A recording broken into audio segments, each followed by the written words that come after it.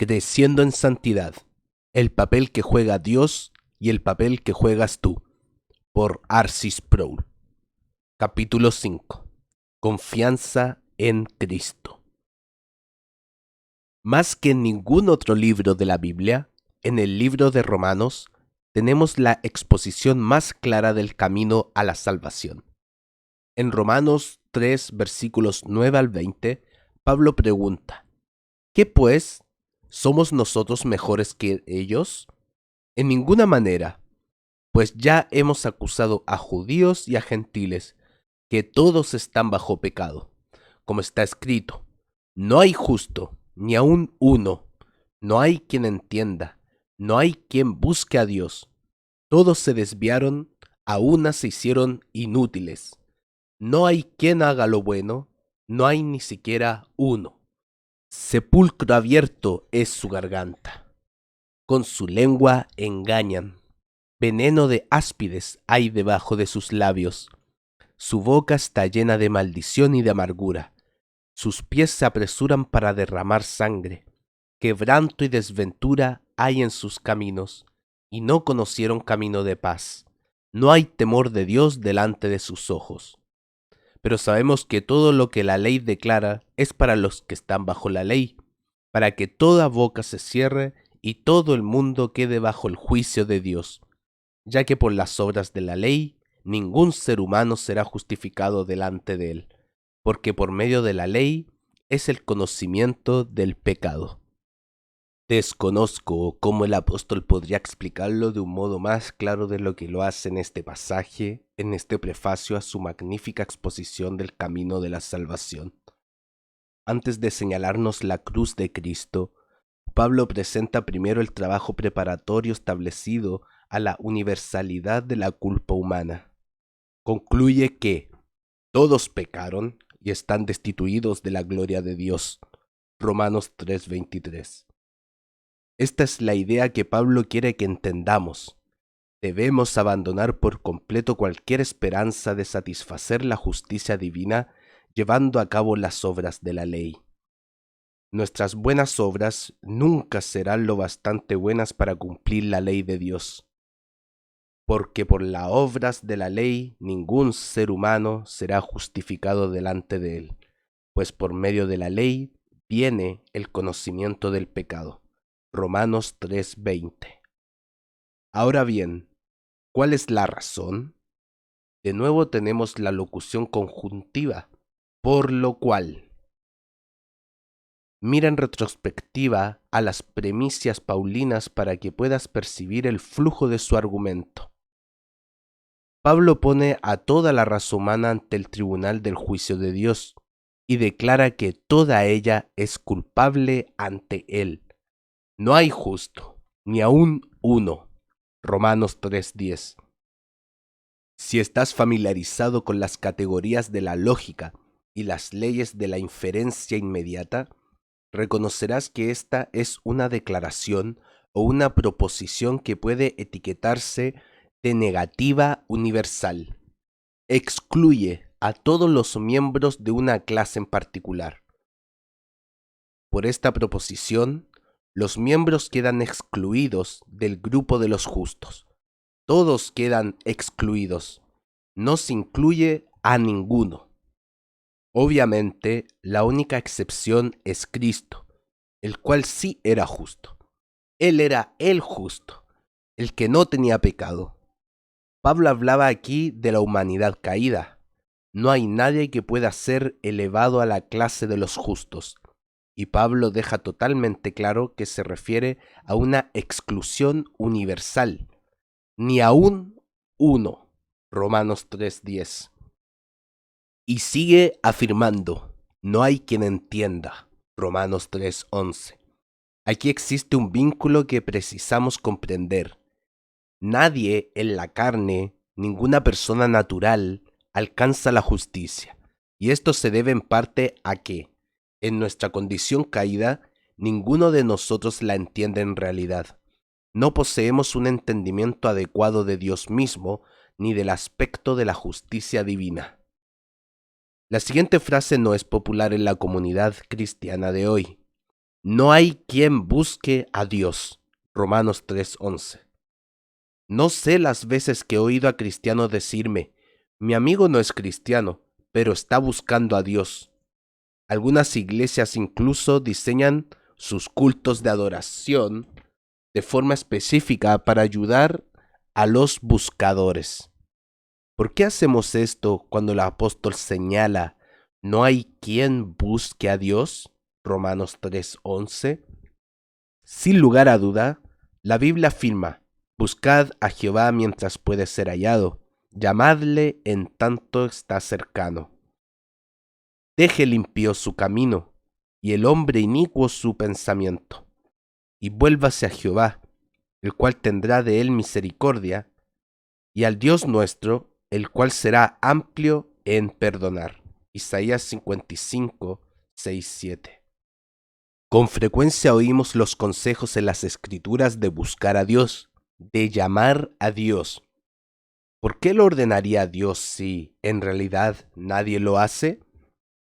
Parte de la respuesta es que Dios provee el mandamiento y nadie le presta atención. Nadie se hace caso de ello al margen de su gracia capacitadora. Esto no significa que el mandato no sea válido. Observa también que muchos de estos requerimientos van dirigidos al pueblo de Dios. Como ejemplo, Mateo 6:33. Buscar a Dios es cosa de la vida cristiana. Buscar a Dios es algo que comienza en la conversión, pero no acaba ahí.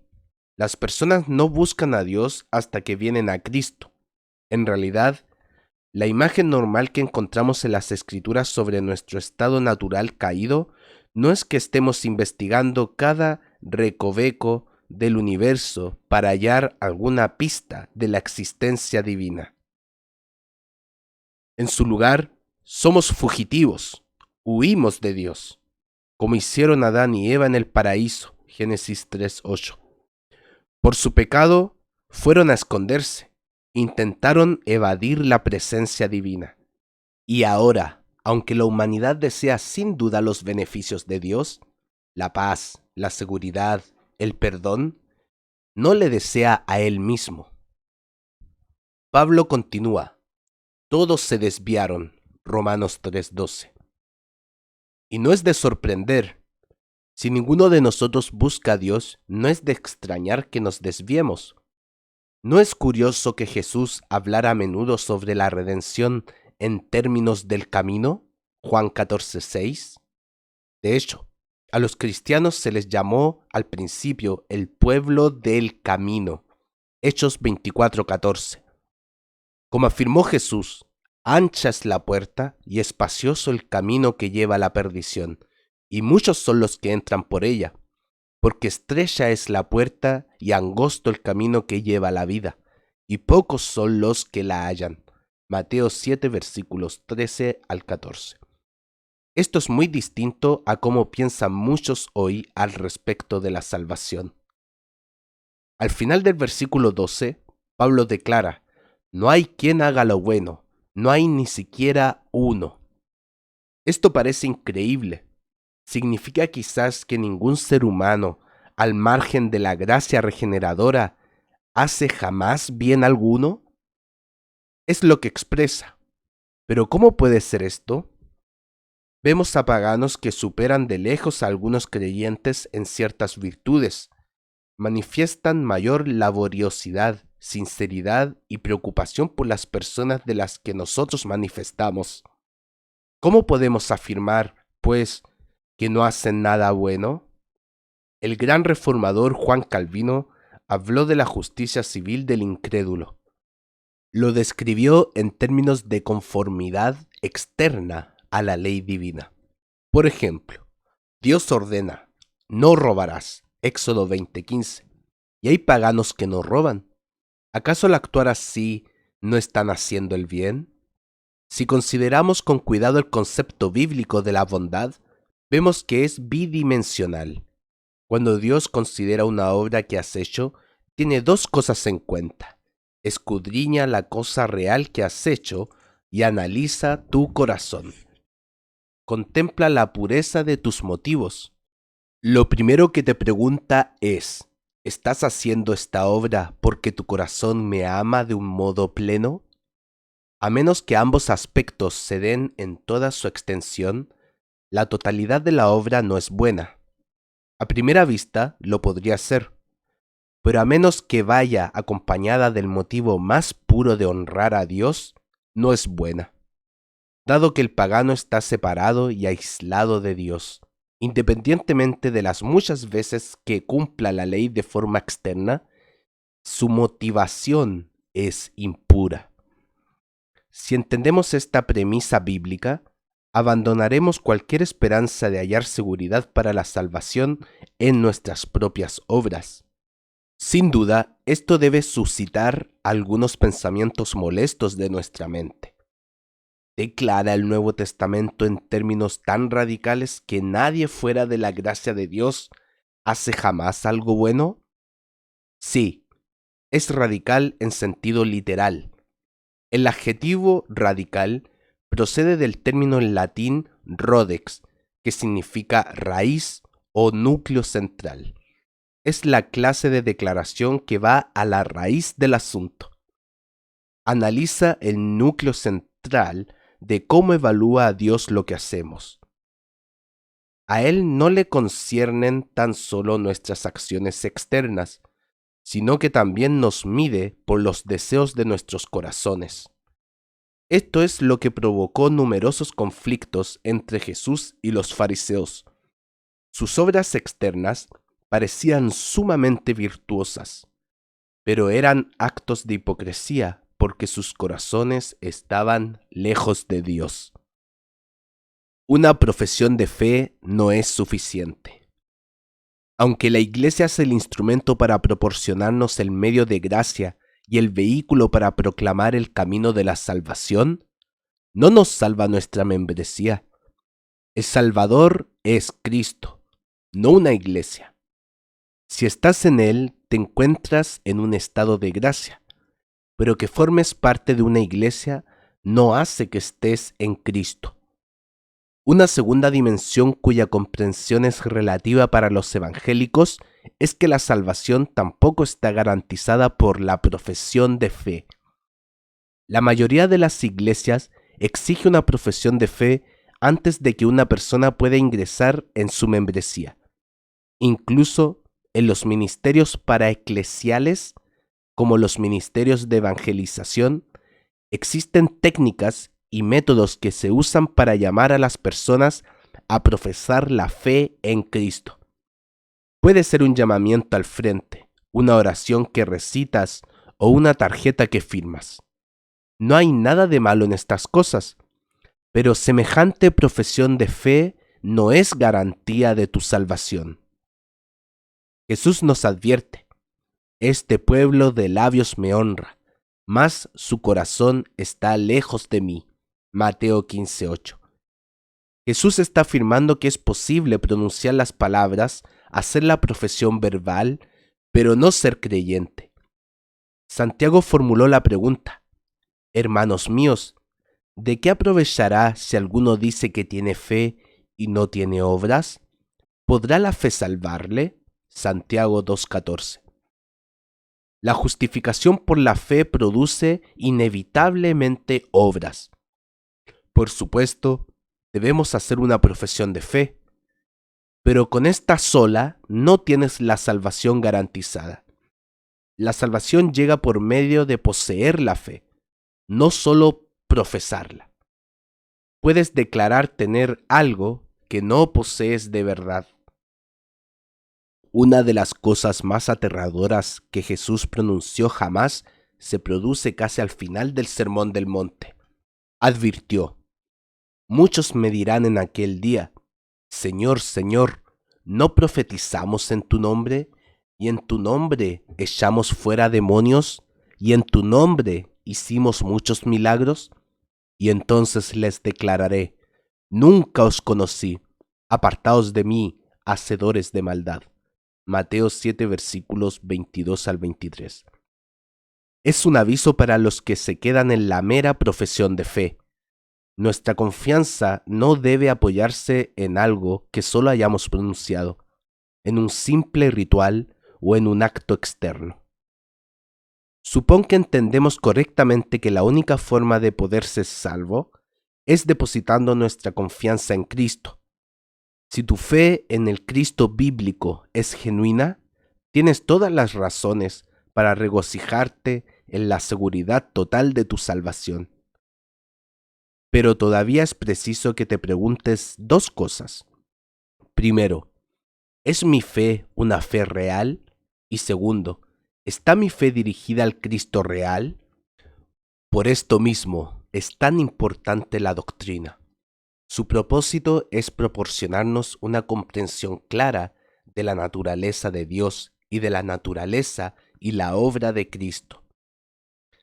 De modo que te pregunto, ¿amas al Cristo bíblico? ¿O acaso el Cristo al que tú amas es un Cristo meramente cultural? ¿Un Cristo que nunca ejerce juicio? ¿Un Cristo que no te llama a encomendarle tu vida?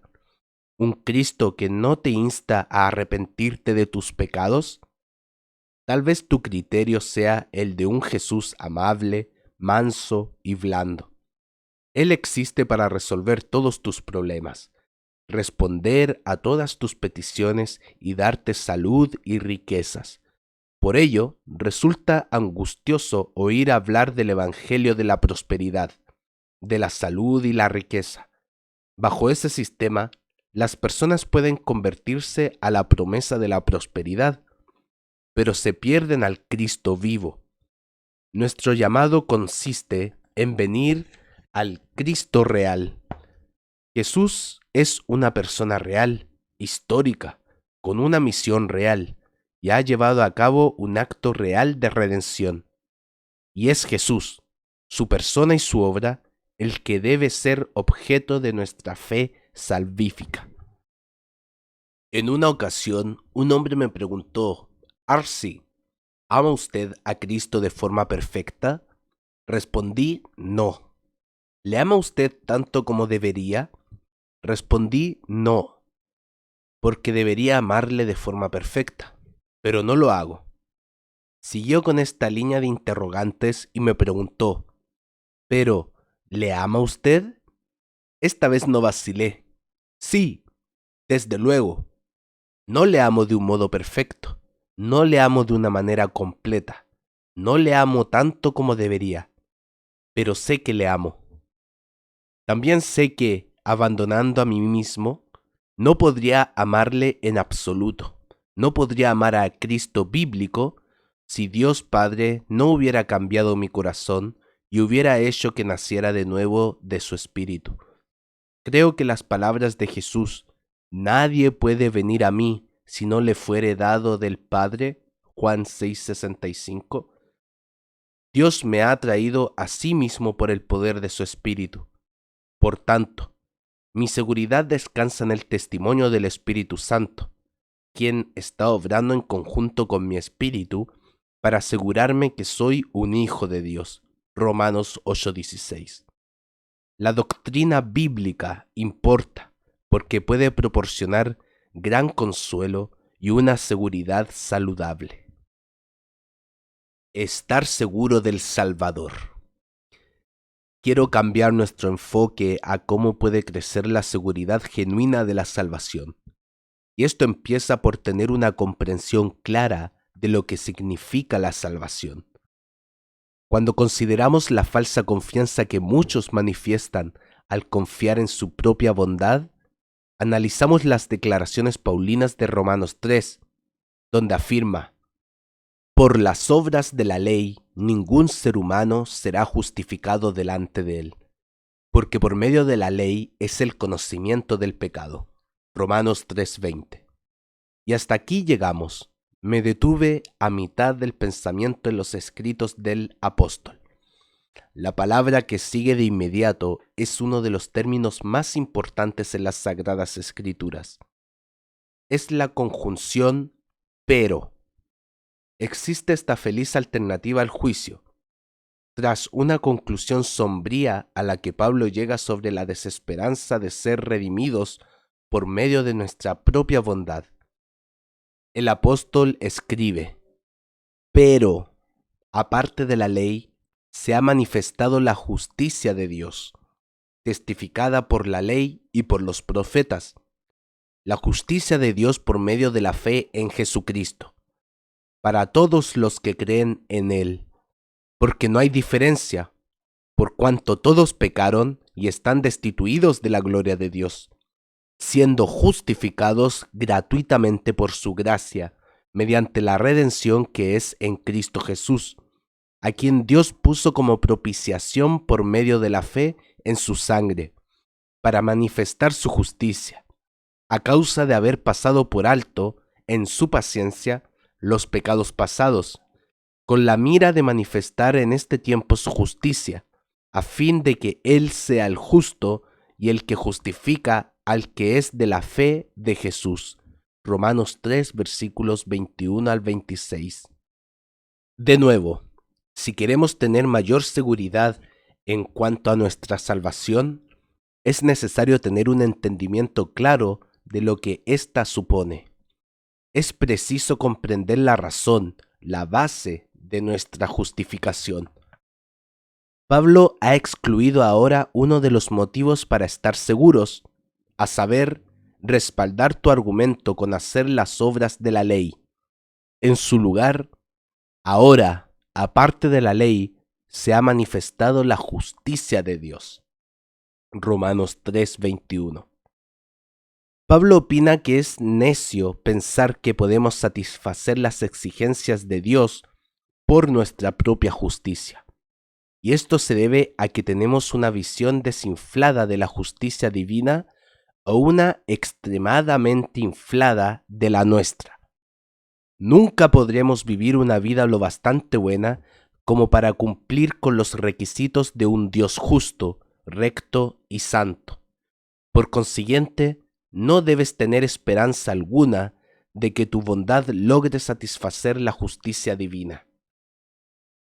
La buena noticia, el evangelio mismo que Pablo está proclamando aquí, es que existe una justicia revelada aparte de la ley, una justicia que viene por la fe. Hasta esto se puede malentender. Quiere decir que, si tenemos suficiente fe, esa fe misma será la medicina que nos ayudará a alcanzar la justicia perfecta. Luego, tras lograr esta justicia perfecta, ¿podemos tener la seguridad de la salvación? La respuesta es no. Como enseñó Agustín, Pablo no está hablando de la justicia por la cual Dios mismo es justo. Se está refiriendo a una justicia que Él puso a nuestra disposición por medio de la fe. Procede de Dios. Él es el dador de la misma, pero no es la justicia suya propia, inherente e interna. Es la justicia de Cristo que Dios concede a aquellos que depositan su confianza en Él. Dios la abona en su cuenta. La única justicia por la cual podemos satisfacer las exigencias divinas no es la nuestra, es la de otro, la justicia de Cristo que ha sido revelada.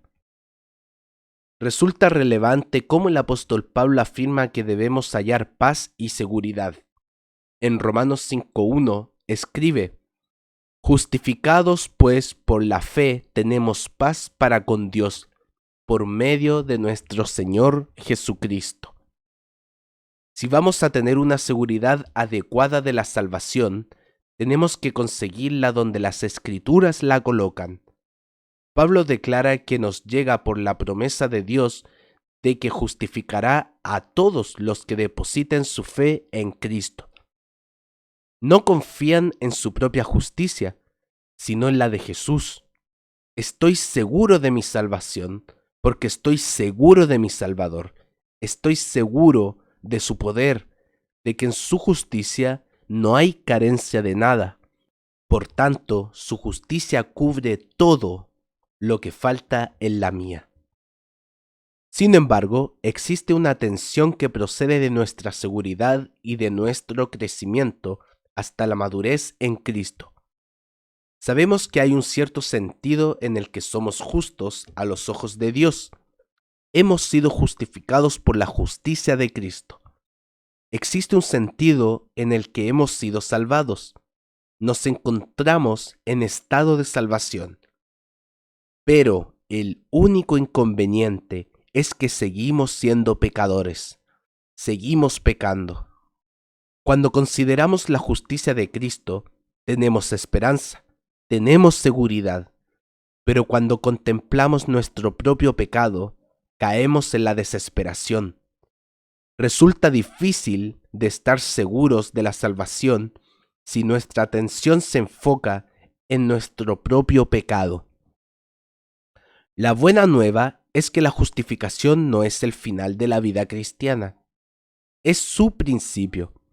La justificación es el comienzo de la santificación.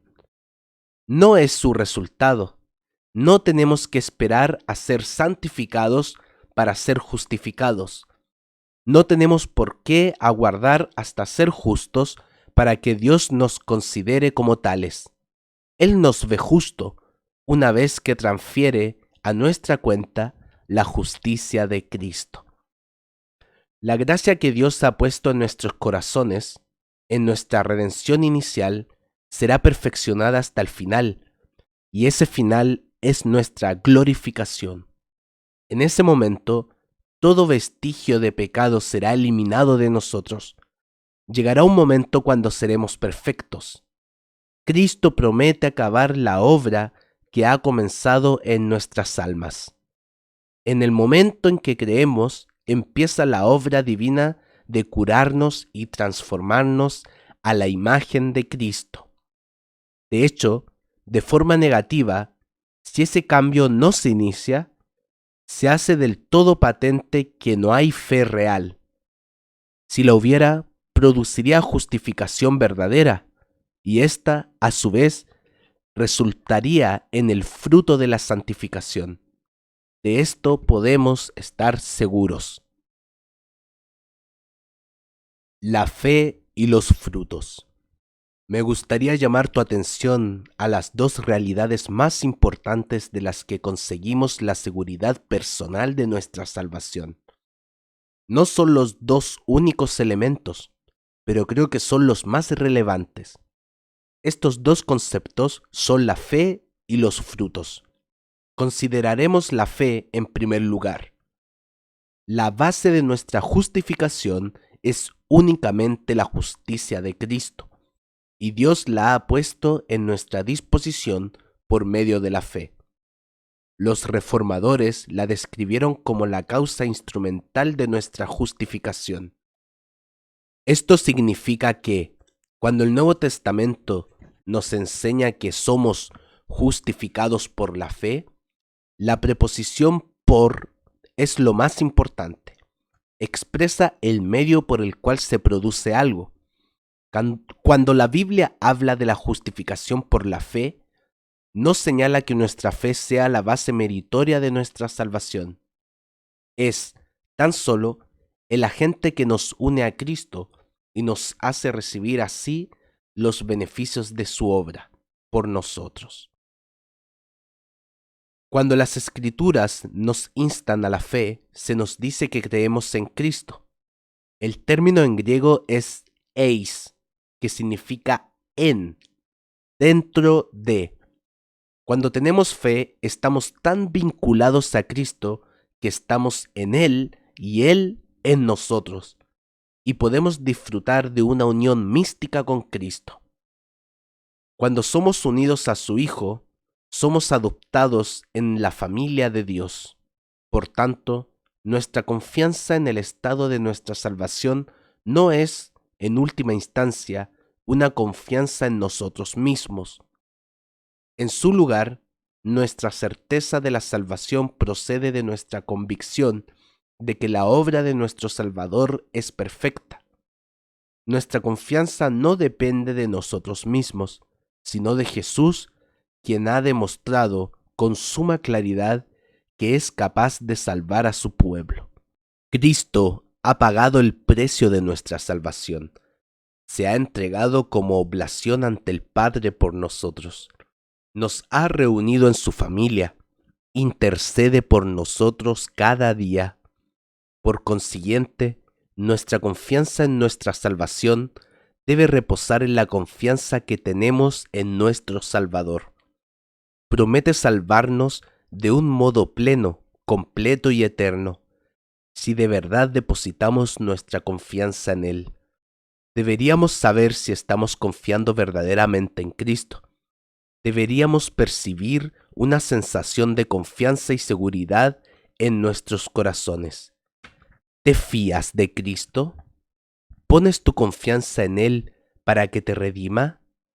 Deberías poder responder a estas preguntas con cierto grado de certeza.